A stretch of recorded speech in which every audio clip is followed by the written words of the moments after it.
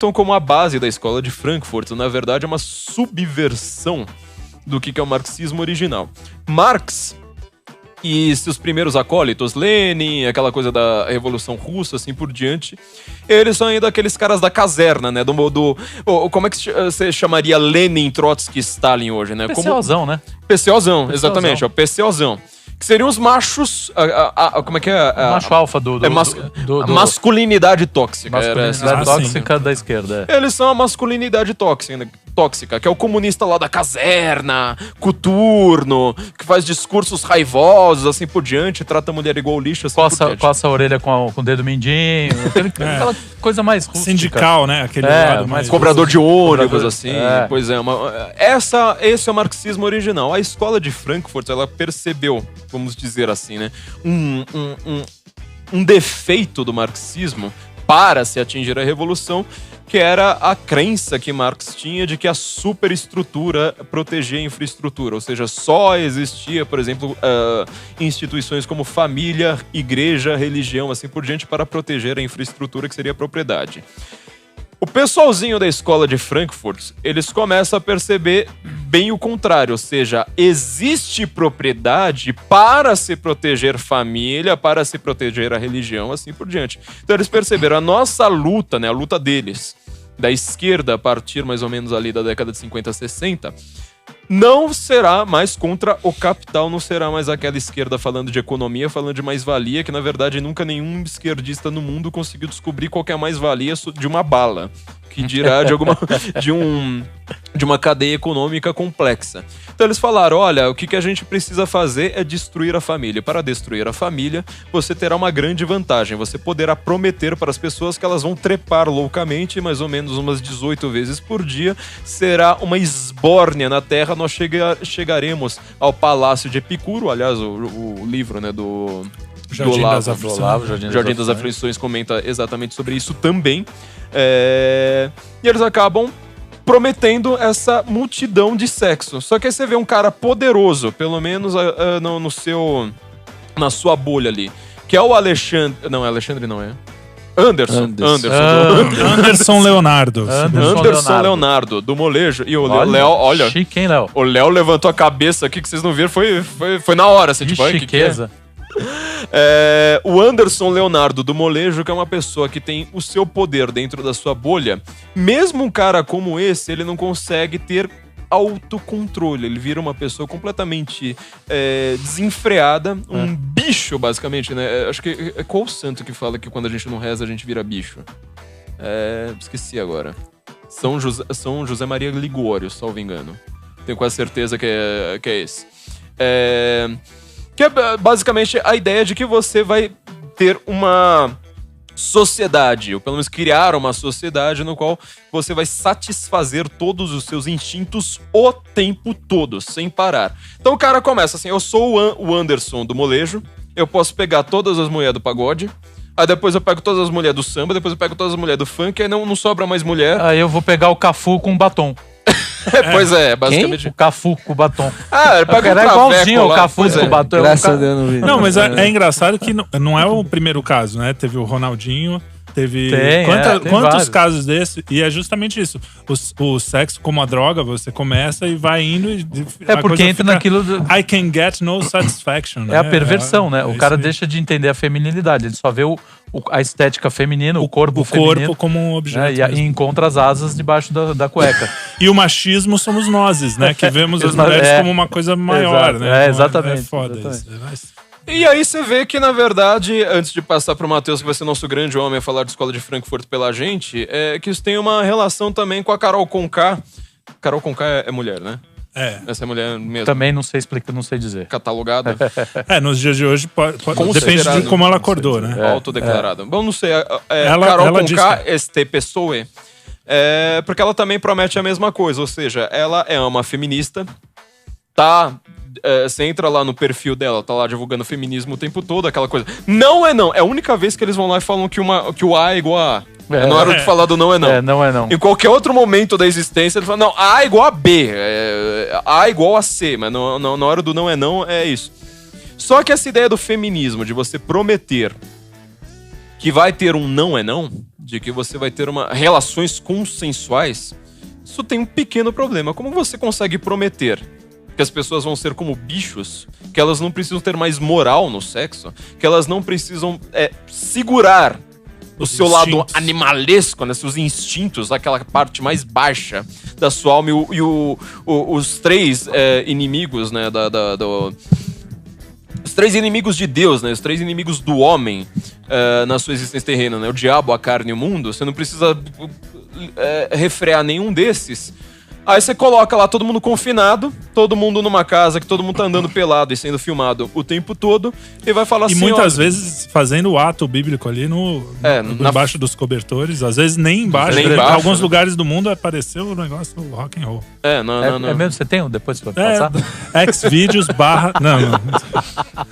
Não, e aí é que tá, né? Pra quem quer segurar os instintos já é difícil. Imagina um cara assim, pode tudo que tá valendo, já. E sempre dá merda, hein? Engraçado, sempre, assim, o resultado, eu não sei por que dá merda, né? Por que será?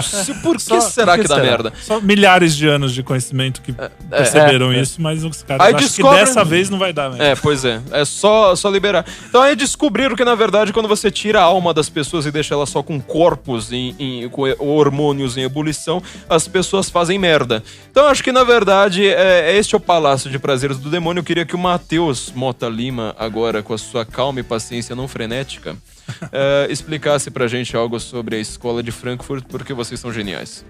E porque eu não quero trabalhar mais também.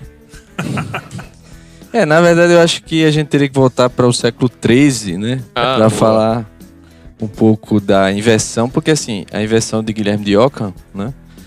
Porque em tudo existe uma ordem, né? A primeira questão é que você deveria perceber que a mesma ordem que está refletida em todas as formas do mundo natural e ao mesmo tempo no mundo preternatural, ela está ainda mais no ser humano, né? Que tem uma alma que diz respeito tanto à parte vegetativa, quanto à parte sensitiva, quanto à parte intelectiva e, no caso, depois do cristianismo, a parte espiritual propriamente dita, né? E quanto a essa estrutura da alma, você tem uma precedência da inteligência, que é quem media os dados da realidade para a vontade. E a vontade ela deve agir conforme a ordem que é apreendida pela inteligência, né?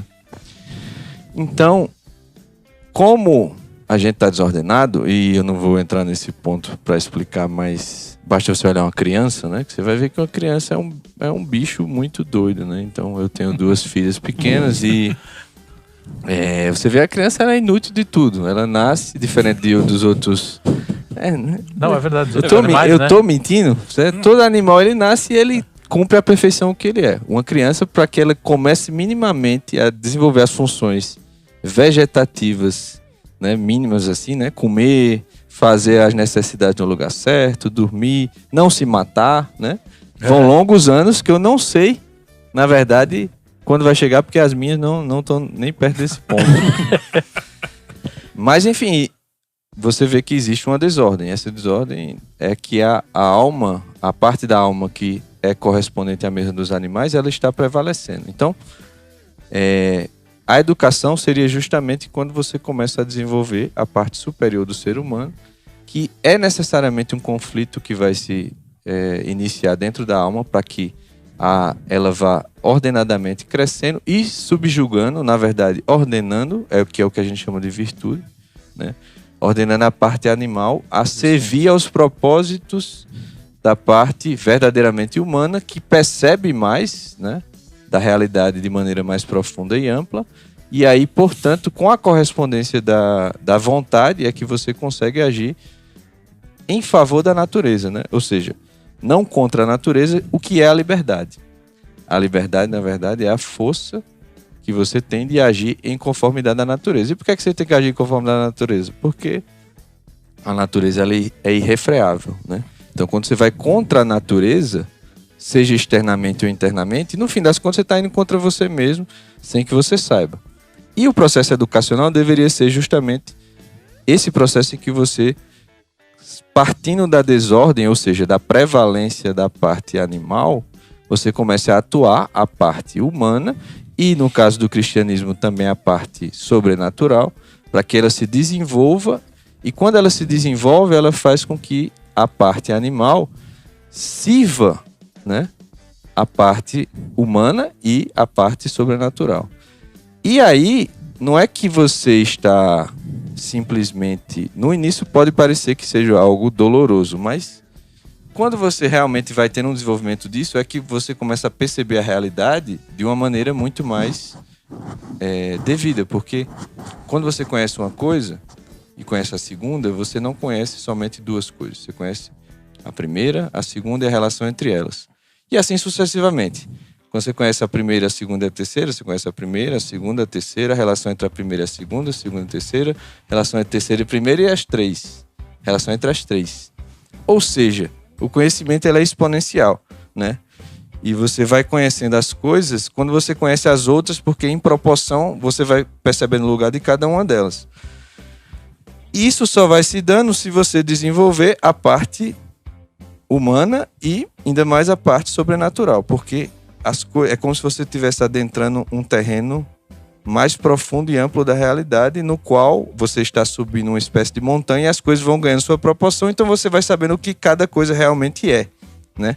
E em previsão disso é que você age corretamente, não à toa, inclusive a virtude que ordena a vontade é a justiça, né? E a justiça é você dar a cada um o que é devido. Como é que você vai dar a cada um o que é devido se você não conhece as coisas, né?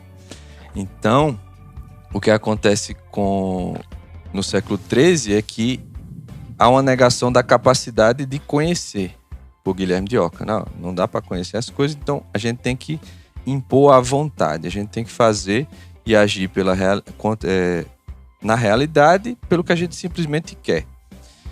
Aí, assim, se eu fosse seguir toda a cadeia de acontecimentos, ia ser muito longo, mas dessa ideia de Guilherme de Ockham, você vai ter o protestantismo, Lutero, depois você vai ter Newton, Descartes, Newton, vai ter Kant, depois de Kant, Hegel, depois de Hegel, Marx, depois de Marx, Escola de Frankfurt e 200 e aí o BBB, a Carol Conká.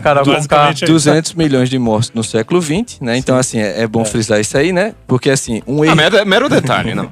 Só que você tá querendo colocar luzes ali, discurso de ódio. 200 milhões de mortos pelos seus próprios governos pela ideologia marxista no século XX, né? Isso sem contar aborto e todas as outras coisas que a gente tá vendo agora. E essa palhaçada que tá rolando do Covid, né? Tudo está em cima, na verdade, no fundo do que começou no erro filosófico de negação da estrutura da alma. E essa percepção da Escola de Frankfurt também, além de esse modo de ação na realidade da Escola de Frankfurt, leva em consideração isso, por quê? Né? E toda essa decadência que você tem. É uma hiperexcitação da parte animal, que justamente se dá pelo concupiscível, pelas paixões que ativam o concupiscível, o irascível, que são partes da alma sensitiva, e isso se dá, inclusive, pelo esse ritmo frenético, né? Ela vem. Sabia que iria cair nessa. Sabia, ó. Começou. Tem que tocar uma buzina toda vez que ele fala frenético. A freneticidade. Deixa eu terminar, pô. Pera aí, ó. Tá vendo? Já tá comprovando meu ponto. Veja, hoje você tem uma clara oposição entre o que é conhecer para um cientista medieval para quem percebe a realidade de hoje. Antes você tinha que adquirir um nível de atenção, de unidade e de paciência para que você se pusesse ante as coisas, para que elas testemunhassem as verdades de si, você as conseguisse captar. Hoje você tem uma percepção da realidade que quanto mais você, digamos, surrala, né? Como se você fosse um policial. Tem uma aula do Koff que o professor lá fala isso brilhantemente, que hoje o cientista moderno ele encara a realidade como se ela fosse um criminoso a ser interrogado, né? Então você fica xingando, fica batendo. Só que nesse processo a realidade ela não se mostra. o que ela demonstra é a reação à ação humana. Então, ao ser humano está um tanto quanto fechada a realidade. E se você vir bem, o que você vai ver é o seguinte: todas as iniciativas educacionais, Maquiavel Pedagogo vai mostrar como isso vai ser feito na França no início do século XX. Você pode comprar esse livro também na livraria do Senso em Comum, que o link tá aqui embaixo, não se esqueça disso. Vai estar, né? Porque eu não sou adivinho, né? Desculpa, foi mal. Era pra estar Parece que a gente tá mal tretado, né? Eu já briguei 10 vezes com Se você acha tudo bem, viu, gente? Que o problema da escola é simplesmente o mais extravagante, né? Que o pessoal só vê que tem problema na escola quando tem travesti desfilando de biquíni, quando o professor é tocado fogo, droga e tal. Mas veja o que está lá no Maquiavel Pedagogo, que é justamente essa subversão de comportamento para contrapor os valores de maneira sutil sem que se perceba. Então, se você for dar uma olhada, você vai ver que toda o show business, toda a mídia, toda a universidade, toda a escola, o que foi montado foi para impedir esse processo em que houvesse uma prevalência, um desenvolvimento e uma prevalência e, consequentemente, uma ordenação da alma que percebesse e pudesse agir em conformidade com a realidade das coisas, né? E, por isso, para fazer isso, você tem que excitar ao máximo o lado animal, né? E a paixão mais forte que você tem do concupiscível é justamente a sexualidade. Só que aí os bens sensitivos, materiais, eles têm um seguinte aspecto, né? Eles são limitados. Quando você frui deles, eles se acabam, eles deixam uma espécie de vazio e de dispersão. Só que aí você cai no engodo que é de você voltar a buscar um bem daquele mesmo tipo, né? E aí nessa onda de você querer buscar a mesma felicidade da fruição da primeira vez que você fruiu daquele bem, você vai aumentando a escala ou especificando a coisa, né? Que é o drogado. O drogado é o exemplo máximo disso. Só que isso se aplica a todas as coisas. E é por isso que o cara, ele começa com sexo livre e daqui a pouco chega nesse estado do rapaz aí do molejo, né? E a escola de Frankfurt, ela percebeu isso e percebeu outro detalhe também, que é que nas estruturas primárias é que se dá o processo educacional. O que são estruturas primárias, né? São justamente as estruturas da sociedade em que as pessoas valem por si. A família, a igreja. E então, como era a própria comunidade de pessoas antes no lugar onde se morava, né? As pessoas têm um valor por quem elas são. Então, você é pai, se você sofreu um acidente, se você teve algum problema, você continua sendo pai, né? Numa empresa não é bem assim que funciona. Você é uma coisa, mas se você não estiver cumprindo aquela função, você é retirado. Então isso é o que se chama de estrutura secundária. Então, se você olhar até o próprio modo que nosso Senhor Jesus Cristo veio educar, ele não saiu gritando nas praças e jogou uma Bíblia, isso aqui é a minha palavra, aprenda aí, galera, valeu, né? Ele juntou 12. E juntou 12 e passou 3 anos e meio ensinando. Depois esses 12 se tornaram bispos, né? E eles formavam comunidades como pais espirituais para ensinar as coisas. Então essa é a estrutura, inclusive, da sociedade humana e como se dá esse modo de transmissão da educação no qual se consegue vencer essa desordem da alma sensitiva, da carne, né? Que é isso que a gente chama de carne, essa alma animal, essa parte animal da alma humana prevalecendo sobre a parte realmente humana. E então eles vão atacar justamente para que não existam mais estruturas primárias e não se possa continuar transmitindo a educação. E aí eles vão atacar justamente o quê? Família, igreja, comunidades, isolar as pessoas nas grandes cidades, né? Deixar as pessoas em função de trabalho, e as pessoas começam a tratar a educação, a família e a igreja como estruturas secundárias, né? Como negócios. E daí você introduz primeiro o divórcio, né? Que eu casei com você, mas aí se não deu certo, valeu. Então você não é mais a pessoa que você é pelo que você é. Você tem um contrato, né? Você está na escola, você não é o aprendiz, não. não gostei do que você fez, e você sai da escola e tchau, e muda para outra e assim vai. Então você começa a ter esse processo de secundarização de toda a sociedade, e aí é quase que impossível você transmitir educação sem essas estruturas. E aí você vai nesse ciclo cada vez mais, né? E agora o que a gente está vendo no Covid, inclusive, é importante frisar isso, né? Esse medo da morte das pessoas está baseado nesse apego aos bens sensitivos que foi excitado pelas mesmas pessoas que hoje alardeiam que elas vão morrer e que devem ficar em casa.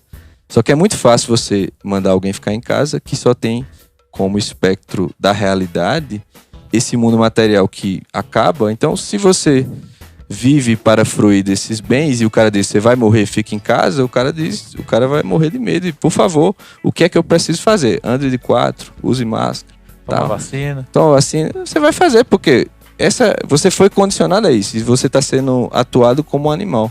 Os mandamentos se tornam também imanentes, né? Não, na verdade, se você vê, para chegar nesse ponto da escola de Frankfurt, eles fizeram que as pessoas percebessem o mundo de modo material. Mas o que é o marxismo? É o paraíso terrestre. Então você, em previsão do paraíso terrestre, você tem uma moral terrestre. E a única coisa que você percebe são bens terrestres. E aí quando você ativa, você fica excitando o concupiscível e o irascível, você vai fazer com que a desordem que já era muito grande, ela se exacerbe e você fica cego. Você não consegue enxergar a realidade, porque essas potências carnais,